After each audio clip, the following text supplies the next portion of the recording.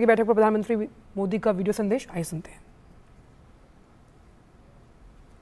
Foreign ministers, head of international organizations, excellencies, I welcome you to India for the G20 foreign ministers meeting. India has selected the theme of One Earth, One Family, One Future for its G20 presidency. It signals the need for unity of purpose and unity of action. I hope that your meeting today will reflect the spirit of coming together for achieving common and concrete objectives. Excellencies, we must all acknowledge that multilateralism is in crisis today. The architecture of global governance created after the Second World War was to serve two functions. First, to prevent future wars by balancing competing interests. Second, to foster international cooperation on issues of common interests.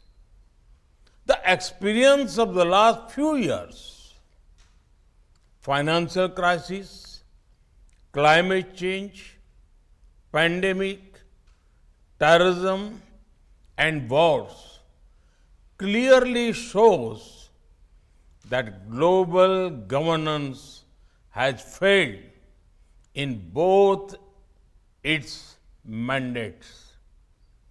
We must also admit that the tragic consequences of this failure are being faced most of all by the developing countries.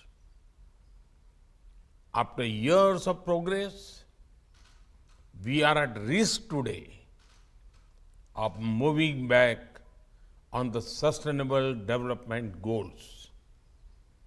Many developing countries are struggling with unsustainable debt while trying to ensure food and energy security for their people. They are also the ones most affected by global warming caused by richer countries. This is why India's G20 presidency has tried to give a voice to the global south. No group can claim global leadership without listening to those most affected by its decisions. Excellencies, you are meeting at a time of deep global divisions. As foreign minister, it is but natural that your discussions are affected by the geopolitical tensions of the day. We all have our positions and our perspectives on how this tension should be resolved. However, at the leading economies of the world, we also have a responsibility toward those who are not in this room.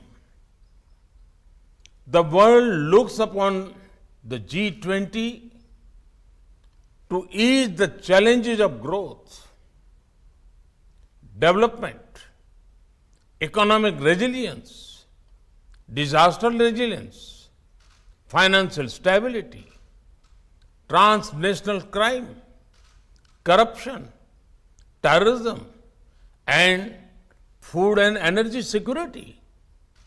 In all these areas, the G20 has capacity to build consensus and deliver concrete results. We should not allow issues that we cannot resolve together to come in the way of those we can. As you meet in the land of Gandhi and the Buddha, I pray that you will draw inspiration from India's civilizational ethos to focus not on what divides us, but on what unites us. Excellencies, in recent times, we have seen the most disastrous pandemic of a century. We have witnessed thousands of lives lost in natural disasters. We have seen global supply chains break down during times of stress. We have seen stable economies suddenly overwhelmed by debt and financial crisis. These experiences clearly show the need for resilience in our societies, in our economies, in our healthcare systems, and in our infrastructure.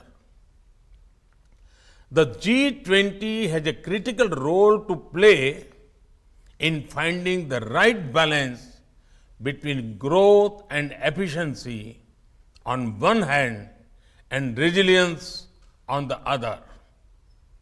We can reach this balance more easily by working together. That is why your meeting is important. I have full trust in your collective wisdom and ability. I am sure that today's meeting will be ambitious, inclusive, action-oriented, and will rise above differences. I thank you and wish you all the best for a productive meeting.